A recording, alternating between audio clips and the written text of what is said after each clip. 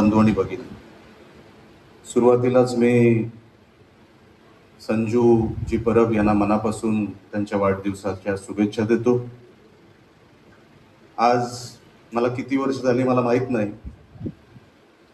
पण त्याचा एकही वाढदिवस मी चुकवला असं काही झालेलं नाही असं मला वाटतं. आणि करोनाच्या काळामध्ये मला वाटतं वाढदिवस साजरा झाला नाही.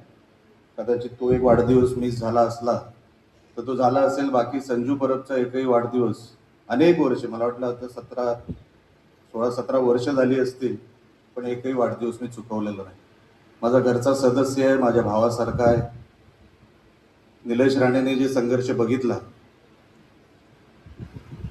कुठलाही प्रश्न न विचारता माझ्यासोबत सावलीसारखं उभं राहण्याचं काम जर कोणी केलं असेल जिल्ह्यामध्ये, तर त्यामध्ये एक सर्वात वरती जे नाव घ्यावं लागेल ते सन्माननीय संजू परब यांचं घ्यावं लागेल. माझ्या स्वभावाचं नुकसान पण त्याला झालं, माझ्या राजकीय संघर्षाचं नुकसान देखील त्याला झालं. मी जे 10 वर्ष मागे पडलो त्याचं नुकसान देखील संजू परबला झालं, पण कधी त्यांनी मला त्याची जाणीव होऊ दिली नाही. 10 वर्ष कोणाच्या राजकीय जीवनातली फुकट जाणं ही काय साधी गोष्ट नाही.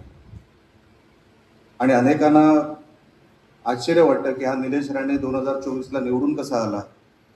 तर 2014 ते 2024 मध्ये मला परत जिल्ह्यामध्ये जर कोण व्यक्ती आणत होती तर ते संजू परब आणत होते, आणि म्हणून मी 2024 मध्ये आमदार झालो.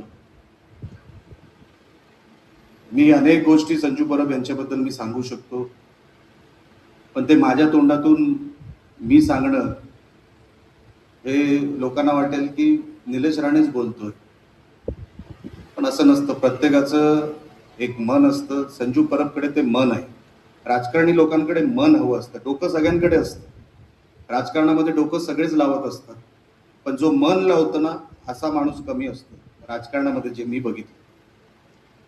संजू परब एकाच्या मागे उभा राहील तर तो 100% उभा राहील. त्याच्यामध्ये कुठेही भेसळ होणार नाही, त्याच्यामध्ये कुठेही तडजोड होणार नाही. आणि मग स्वतःचं किती जरी नुकसान झालं, कोणी त्याला काही जरी सांगितलं, किती जरी त्याच्याकडे आले तू आमच्या पक्षात ये, आणि संजू परबचा चेहरा असा आहे की समोरच्याला वाटतं हो आपल्याकडे येऊ शकतो. आणि जसा तो माणूस बाहेर जातो ऑफर देऊन, पहिला फोन तो मला करतो, साहेब एक जोक सांगतो तुम्हाला. आणि मग तो पूर्ण स्टोरी ABCD पासून ते XYZ पर्यंत मला सांगतो की साहेब बघा काय माणसं असतात. संजू परबला विचारायला आला की तू निलेश राणेला सोडशील का.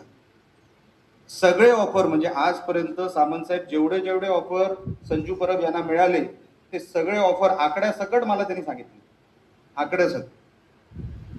पण एक मनाचा मोठेपणा त्याचा आहे की आजपर्यंत तो, मी काय त्याला दिलं मला माहित नाही, कदाचित काहीच देऊ शकलो नाही. मी इथून पुढे मी काय देऊ शकतो हे देखील मला माहित नाही, पण आपल्याला निलेश पाहिजे बस एवढं एक. नेहमी कोणी जरी, आता हल्लीच्या हल्लीमध्ये तर जाऊनच द्या, जेव्हा मी कोणच नव्हतो, कुठल्याही पदावर नव्हतो, निलेश राणेवर झालेल्या प्रत्येक टीकेला जर पहिलं उत्तर कोणी जिल्ह्यातून दिलं असेल तर ते संजू परब यांनी दिलं. आज पण केसरकर साहेबांच्या नावावर कोण जरी जिल्ह्यामध्ये टीका करतं तर पहिला उत्तर देणारा हा संजू परब असतो. केसरकर साहेबांवर त्यांचा अफाट जीव आहे, खरोखरच आहे. केसरकर साहेबांची आज्ञा किंवा त्यांची कुठलाही आदेश, संजू परब किती जरी व्यवस्था असला, मी बघितले अनेक वेळेला, आम्ही व्यासपीठावर अनेक कार्यक्रमामध्ये असतो, पण कुठल्याही व्यासपीठावर जर समजा केसरकर साहेबांचा फोन आला तर कोणाची तमाम न बाळगता बाजूला जाऊन फोन करून केसरकर साहेबांचा आदेश घेणारा व्यक्ती म्हणजे हा संजू परब आहे. कधीही त्यांनी केसरकर साहेबांचा शब्द खाली पडू दिला नाही. म्हणून संजू परब, तुम्हाला अजून फार मोठं व्हायचं आहे. अनेक गोष्टी तुम्हाला तोंडाने सांगायच्या नाहीये, ते करून दाखवायचे आहे. कारण का जे संजू परबला जवळून ओळखतात, जसं सीताराम गावडे साहेब असतील, आमच्यासारखी लोक जे एकदम जवळ असतात, त्यांना सांगतो, संजू परबांना सांगतो, तू बस काय बोलू नको, सगळंच काय सांगू नको, सगळंच काय राजकारणात सांगायचं नसतं. याचा अनुभव मी घेतला. मला 2024ला खऱ्या अर्थाने जर कोणी तिकीट आणि मला AB फॉर्मच्या दिशेने जर कोण घेऊन गेलं असेल तर सन्माननीय उदयजी सामंत आहे. अनेकांना माहीत सुद्धा नसेल, माझ्या समोर जे तेव्हा आता माजी आमदार आहेत पण तेव्हाचे आमदार होते कुडाळ मालवणचे, ते आमच्या शिवसेनेतून लढायला तयार होते. अँटी चेंबरमध्ये येऊन बसायचे, सगळ्यांचा संपर्क होता, सगळे बोलायचे आणि ते फक्त येणार, एबी फॉर्म घेणार आणि शिवसेनेच्या धनुष्यबाणावर ते निवडणूक लढवणार इथपर्यंत सगळं झालं होतं. की राणेंना काय काय सांगायचं इथपर्यंत पण सगळं झालं होतं आणि ठरलं होतं की आता, पण देवाला काय मान्य होतं मला माहित नाही. मला उदयजी सामंत मला पहिलं घरी बोलवलं, मुक्तागिरीला बोलवलं आणि मुक्तागिरीला मी गेलो. मला नाश्त्यासाठी बसवलं, त्यांनी नाश्ता केला, मी करून आलो होतो आणि मग मला 15-20 मिनिटं सगळं काय विचारलं, सांगितलं आणि मला साहेबांच्या घरी घेऊन गेले बाजूलाच. तेव्हा साहेब वर्षावर होते आणि माझं सगळं प्रेझेंटेशन हे कोणी केलं असेल तर सन्माननीय उदयजी सामंत यांनी केलं. आणि मग साहेबांनी तिथे मला जे सांगायचं ते सांगितलं. म्हणून संजू परब असेल, मनीष दळवी असतील, लक्षात ठेवा, तुम्हाला आमदारकीची तिकीट पाहिजे तुम्हाला कोणतरी उदय सामंतांसारखा मला कोणतरी लागणार. तुम्हाला प्रेझेंटेशन कोण करतो हे महत्वाचं आहे. प्रेझेंटेशन कोणी करून चालत नाही. संजू परब साहेब लक्षात ठेवा. आणि तुमचं प्रेझेंटेशन जोपर्यंत केसरकर साहेब म्हणत नाही तोपर्यंत कसलीच अपेक्षा ठेवू नका. तुम्ही दोघंही नाही तर म्हातारे व्हाल. अशी माझ्यासारखी दाढी पिकवायला लागेल. केसरकर साहेब कधी काय तुम्हाला जोपर्यंत ग्रीन सिग्नल देत नाही, विचार करा, आयुष्यभर लालच सिग्नल आहे. कधी पुढचं पाऊल टाकू नका. कारण का मी केसरकर साहेबांना जवळून हल्लीच्या हल्लीमध्ये 1.5 वर्षामध्ये मी त्यांना फार जवळून बघितलं, त्यांच्या कामाची पद्धत बघितली. मी त्यांना त्यांच्या कामाच्या पद्धतीबद्दल मी फॉलो देखील करतो. त्यांचा जो फॉलोअप आहे म्हणजे जे सचिन वालवलकर करतात तुम्ही फॉलोअप नाही, हा त्यांचा स्वतःचा जो फॉलोअप आहे आणि त्यांचं स्वतःचं एक वजन आहे मंत्रालयामध्ये, हे मी अनेक वेळेला माझ्यासारखा कार्यकर्ता आजमावत असतो. आणि म्हणून कुठली पदं आपल्या नशिबात मिळणार संजू परब हे देव ठरवत असतो, नियती ठरवत असते. नाही तर कोणाला माहित होतं 2024 मध्ये तुझा भाऊ हा आमदार म्हणून कुडाळ मालवणचा इकडे उभा असेल, हे कोणाला माहित नव्हतं. हे कदाचित दत्ता सामंत साहेबांनाही माहित नव्हतं, राजन तेली साहेबांना माहितच नव्हतं, कारण का ते तेव्हा उभाटात होते. तेली साहेब उभाटात होते, तुम्ही माझ्या बरोबर नाही. म्हणून फक्त उल्लेख केला, बाकी काय बोललो ना. तुम्ही कुठे जरी असलात तरी निलेश राणे तुमच्या मनात आहे मला माहिती आहे. फक्त उल्लेख याच्यासाठी केला कारण का तेव्हाची वस्तुस्थिती सांगत. हा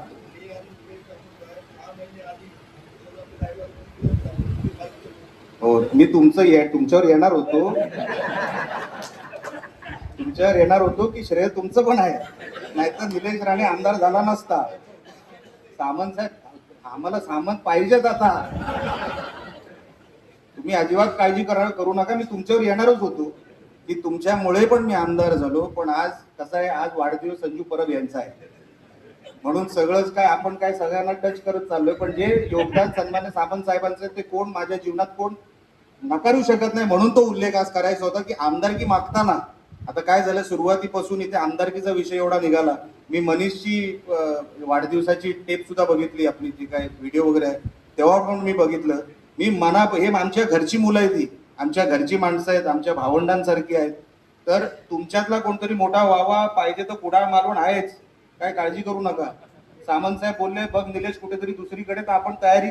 असं मी आणि सामंत साहेब कुठेतरी जाऊ असं काही प्रॉब्लेम नाही. सामंत साहेब म्हणजे आमचे दत्ता सामंत साहेब. आणि दत्ता सामंत साहेब जिथे जरी नजर फिरवतील तिकडे शिवसेना उभी राहते, एवढं मात्र मी तुम्हाला खात्रीला एक सांग. सामंत साहेब उल्लेख बरोबर होता ना. हो, जर कोणी ऐकलं नसेल तर सामंत साहेब म्हणतायत 6 महिन्यापासून ते माझ्या आमदारकीसाठी सन्मान्य उदयजींबरोबर संपर्कात होते. एवढं सगळ्यांनी ऐकावं त्याच्यासाठी. अच्छा, तुम्ही संपर्कात जाऊ दे. आता सगळ्याच गोष्टी व्यासपीठावर नको, नाहीतर संजूचा पुढचा वाढदिवस यायचा. तो संजू परब, मनापासून तुम्हाला मी वाढदिवसाच्या शुभेच्छा देतो. तुम्ही फार मोठे व्हा.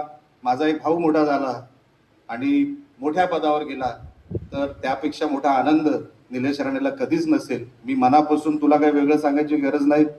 तू सावलीसारखा राहिलास, आपण दोघं भावंडांसारखे राहिलो. कधी राजकारण म्हणून नाही, कधी कुठला विषय मागितल्यासारखा तू कधी मागितलेला नाहीस, पण एक जीवाभावाचा मित्र म्हणून, एक जीवाभावाचा सहकारी म्हणून आणि एक भाऊ म्हणून नेहमी निलेश राणेची साथ तू दिलीस, हे मी उभ्या आयुष्यात कधी विसरणार नाही. आणि हे जे काही तू माझ्यासाठी केलं त्याची परतफेड कधी ना कधीतरी निलेश राणे परत केल्याशिवायही राहणार नाही, एवढंही या देखील या निमित्ताने सांगतो.